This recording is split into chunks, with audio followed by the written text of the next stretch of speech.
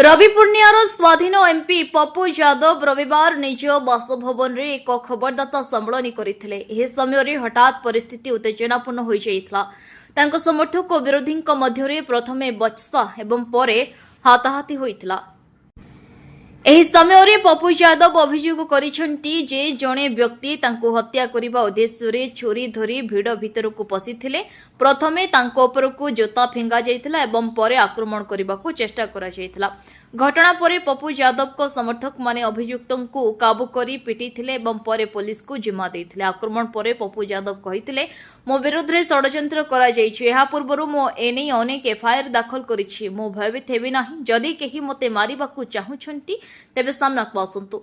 से आहुरी कहिथिले जे आमे आक्रमणकारी को धरी पुलिस को हस्तांतर करिछु। मते हत्या करिबा पई योजना होइथिला किंतु मु रक्षा पाई गली। एही घटना रे पुलिस दुई जन को गिरफ्त करिथिबा बेले सेमानक निकटरु एक छुरी मध्य जबत करिछि। घटनार तदंत जारी रहिछि।